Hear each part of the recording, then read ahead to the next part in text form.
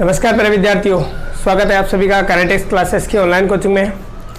आज का हमारा टॉपिक है, या आज हम पढ़ेंगे एकल बिंदु आवेश के कारण विद्युत क्षेत्र की तीव्रता। आज हम पढ़ेंगे एकल बिंदु आवेश के कारण, देखिए टॉपिक समझिए पहले, उसके बाद हम लोग इसके अंदर डिस्कस करेंगे। एकल बिंदु आवेश के कारण विद्युत क्षेत्र की तीव्रता।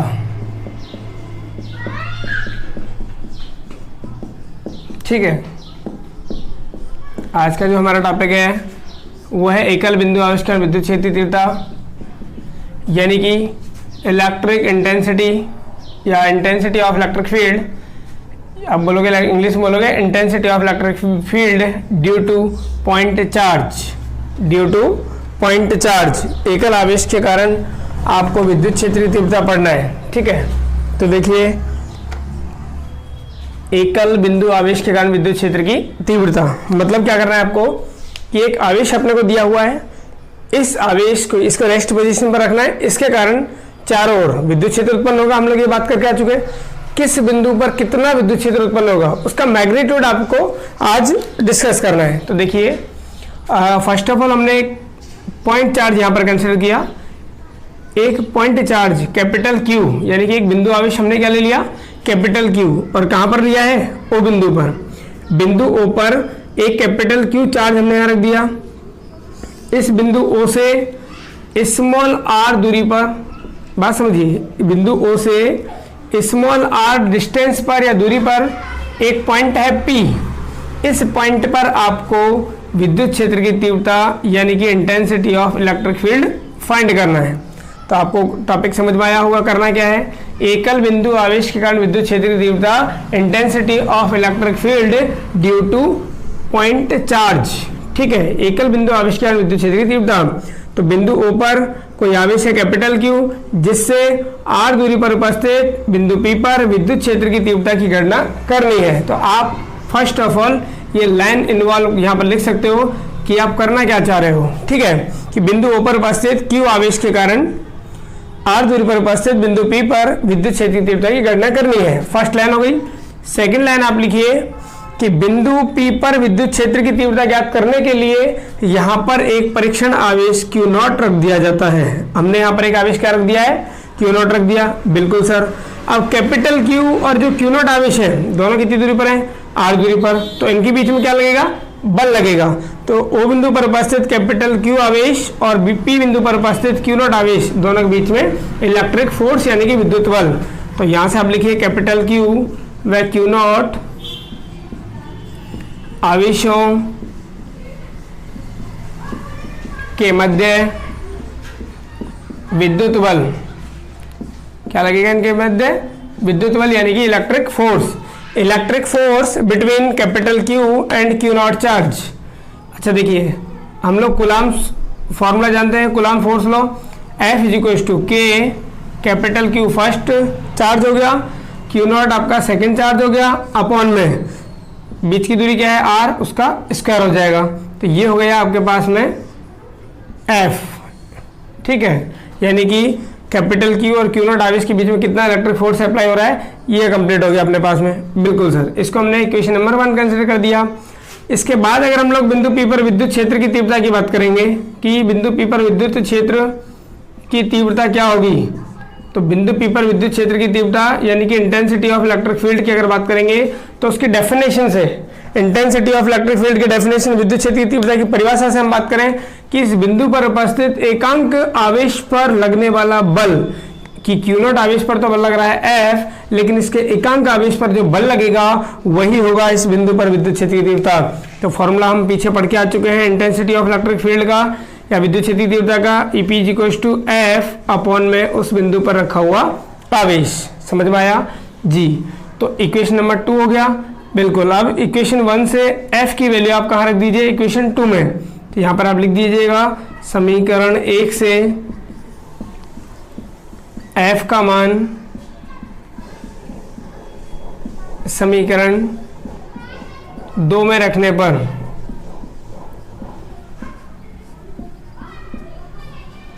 Put the value of F in equation 2, ठीक है।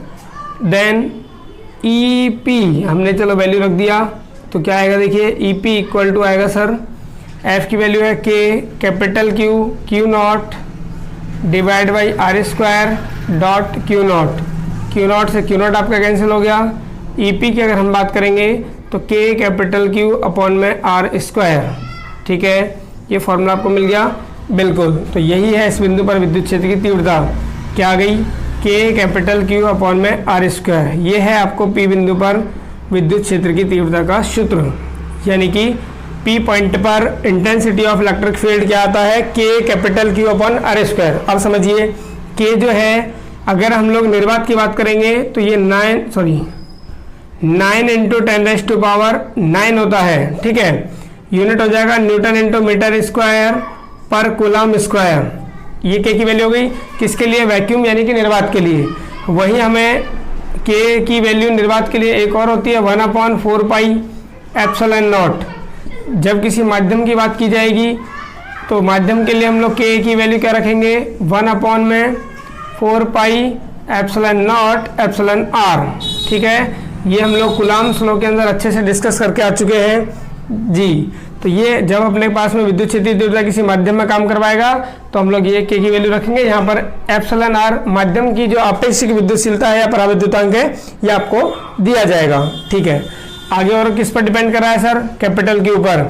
तो पहली बात तो ये हो गई हमारे पास में कि अगर के मीडियम पर डिपेंड कर रहा है तो इंटेंसिटी ऑफ इलेक्ट्रिक फील्ड भी किस पर डिपेंड करेगा, माध्यम पर डिपेंड करेगा। तो आप लिख लीजिए इस बात को कि के फॉर्म में अगर ई की वैल्यू आ रही है, इसका मतलब ई जो है किस पर निर्भर करेगा, माध्यम पर निर्भर करेगा। हम लोग देखेंगे किस तरीके से, अभी तो आप देख लीजिए capital E, intensity of electric field due two point charge is depend on the medium, कि बिंदु आवेश के कारण विद्युत क्षेत्रीय तीव्रता जो है वो किस पर डिपेंड करती है, माध्यम पर निर्भर करती है। ये हमने देख लिया, बिल्कुल सर।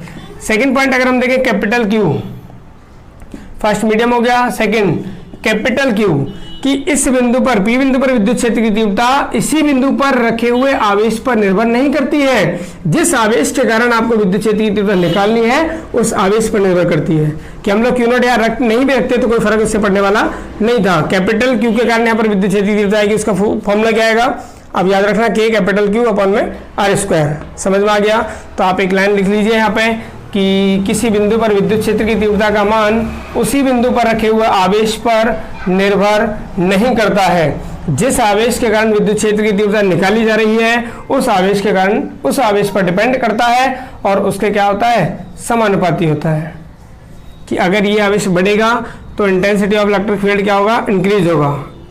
कैपिटल क्यू बढ़ेगा तो विद्युत क्षेत्र की तीव्रता पी बिंदु पर क्या होगी, बढ़ेगी। समझ में आया जी। ये सेकंड पॉइंट हो गया आपका, बिल्कुल। थर्ड पॉइंट की अगर हम लोग बात करेंगे तो थर्ड पॉइंट है कि जो विद्युत क्षेत्र की तीव्रता है ये व्युत्क्रमानुपाती है आर स्क्वायर के, कि जिस बिंदु के कारण निकालनी है या जिस बिंदु पर हमने मूलावेश को रखा है उसके कारण जिस बिंदु पर हमको विद्युत क्षेत्र की तीव्रता निकालनी है उसके बीच की दूरी, इसको हम लोग बोलते हैं अभीष्ट दूरी। ये तो हो गया मूल बिंदु जिसके कारण हमें निकालनी है, ये हो गया अभीष्ट बिंदु जिस पर निकालनी है। दोनों बिंदुओं के बीच की दूरी के वर्ग के क्या रहा है, व्युत्क्रमानुपाती।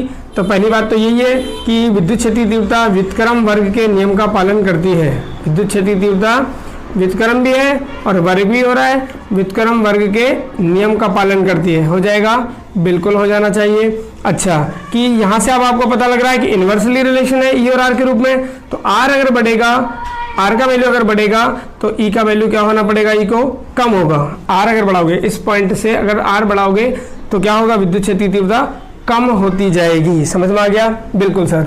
अगर अच्छा कितनी कम हो जाएगी सर, तो आप जब आर की वैल्यू अनंत रखोगे तब आएगा ईपी की वैल्यू 0। तो अपने पास दो कंडीशन कि जब आर की वैल्यू अगर आपने 0 रख दी, कि अगर इस पॉइंट को उठा करके मैं यहीं ले आता, इसके कारण यहीं पे कितना होगा विद्युत क्षेत्र, तो आर अगर हमने 0 कर दिया तो यहाँ पर विद्युत क्षेत्र की तीव्रता कितनी हो जाती, इनफाइनाइट। क्योंकि आर की वैल्यू 0 को 0 का किसी में डिवाइड करते हैं तो कितना आता है, अनंत आता है। हो जाएगा जी।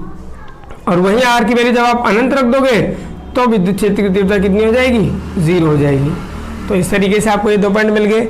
तो अगर इनका मैं ग्राफ खींचूं किस रूप में, ई और आर के रूप में, तो देखिए ग्राफ कैसे मिलेगा। तो अब आप ये भी याद रख लीजिएगा, ग्राफ आर स्क्वायर इधर हो गया और कैपिटल ई इधर हो गया। वाई एक्स पर हमने ले लिया कैपिटल ई विद्युत क्षेत्र की तीव्रता को एकल आवेश के कारण, और ये ले ली हमने उस आवेश से दूरी। मूल बिंदु पर हमने मान लिया कैपिटल क्यू आवेश रखा हुआ है। अच्छा, तो यहाँ से अगर आर बढ़ाऊंगा तो विद्युत क्षेत्र की तीव्रता घटना पड़ेगा, क्योंकि मूल बिंदु पर आर 0 है, और आर अगर आपका 0 है तो विद्युत क्षेत्र की तीव्रता कितनी है, अनंत है। तो अनंत को मैं कैसे रिप्रेजेंट करूंगा ग्राफ में, तो इस लाइन के वाई एक्स के पैरेलल हमने लाइन ले लेते हैं, डॉटेड करके थोड़ा सा पैरेलल ले लेना। आफ्टर दैट इस तरीके से वितरण अनुपात शो कर देना, ठीक है।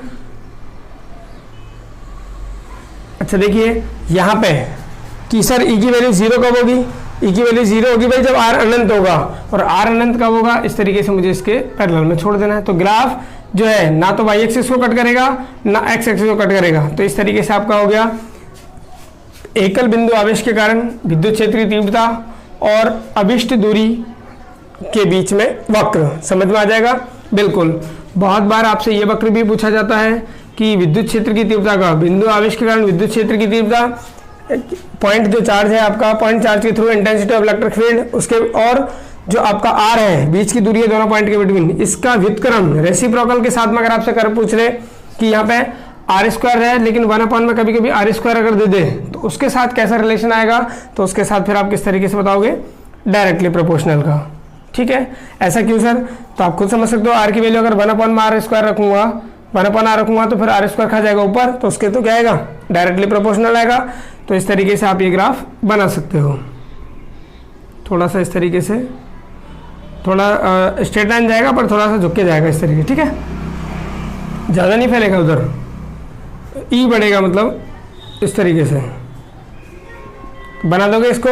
तो ये हो गया आपका ई और 1/r स्क्वायर के बिटवीन, ये हो गया आपका ई और आर स्क्वायर के बिटवीन। तो कभी कैपिटल ई और रेसिप्रोकल ऑफ आर के बिटवीन पूछा जाता है तो वो हम लोग कर बनाएंगे। तो क्या आपको एकल बिंदु आवेश के कारण विद्युत क्षेत्र की तीव्रता क्लियर है या नहीं है, समझ में आया नहीं आया आपको, ये आ गया। चलिए आगे हम लोग देखते हैं इसका कि सदिश रूप कैसे लिखते हैं, तो वो भी हम लोग देख लेते हैं। देखिए यहीं पे कि ई बराबर आया सर के कैपिटल क्यू अपॉन में आर स्क्वायर, बिल्कुल आया सर। अगर ये कैपिटल क्यू जो चार्ज है या पॉजिटिव का होता तो इसके कारण विद्युत क्षेत्र किस तरीके से होता कि पी बिंदु पर विद्युत क्षेत्र इस तरीके से होता है सर, बाहर की ओर, इस पी बिंदु पर विद्युत क्षेत्र इस तरीके से होगा, बिल्कुल। अगर ये कैपिटल क्यू माइनस का होता तो पी बिंदु पर जो इलेक्ट्रिक फील्ड है वो इस तरीके से होगा, लेकिन है तो दोनों बिंदुओं को मिलाने वाली जो रेखा है, दोनों बिंदुओं के बीच की जो दूरी है इसके अनुदिश ही है, बिल्कुल। तो इसके अनुदिश है तो ई की डायरेक्शन भी या तो इधर आएगी या इधर आएगी, इस रेखा के अनुदिश है, इसलिए हम लोग इसको क्या दिखा देते हैं कि जब इसका वेक्टर फॉर्म लिखेंगे हम लोग तो वेक्टर फॉर्म में लिख देते हैं E vector equal to K capital Q upon R square as it is, और दिशा बताने के लिए हम लोग आर कैप की, इसकी कैपिटल ई की जो दिशा है वो कहाँ है, आर की दिशा में ही है। कैपिटल ई की जो दिशा है इस बिंदु पर वो कहाँ है, आर के अनुदिश है। अनुदिश का मतलब कि दोनों तरफ इधर उधर के इधर भी हो सकती है, ठीक है। तो ये अनुदिश आ गई। आगे आप इसको ओपन करना चाहो तो ये लिख सकते हो आर वेक्टर अपॉन में आर वेक्टर का मोड, तो ये हो जाएगा आपका E vector equal to K capital Q upon में R square, R vector upon R vector का मोड। और सॉल्व करोगे इसको तो के कैपिटल क्यू अपॉन में आर क्यूब और यहाँ हो जाएगा आर वेक्टर स्क्वायर। समझ में आ गया। तो ये इसका हो गया सदिश रूप कि एकल आवेश के कारण किसी बिंदु पर विद्युत क्षेत्र की तीव्रता की दिशा क्या होती है। सर अगर आवेश धनावेश हुआ तो बिंदु P पर विद्युत क्षेत्र की तीव्रता बाहर की ओर आएगी, और अगर ये मूल आवेश ऋणावेश हुआ तो बिंदु P पर विद्युत क्षेत्र की तीव्रता अंदर की ओर आएगी या खुद आवेश की तरफ ही आएगी। तो ये हो गया आपका एकल बिंदु आवेश के कारण विद्युत क्षेत्र की तीव्रता। उम्मीद करता हूँ आपको समझ में आया होगा। तो ज़्यादा से ज़्यादा अपने दोस्तों के साथ में वीडियो को शेयर कीजिए और आप लोग भी हमारे साथ में पढ़ते रहिए। आप सभी का धन्यवाद, वीडियो देखने के लिए आप सभी का धन्यवाद। जय हिंद, जय भारत।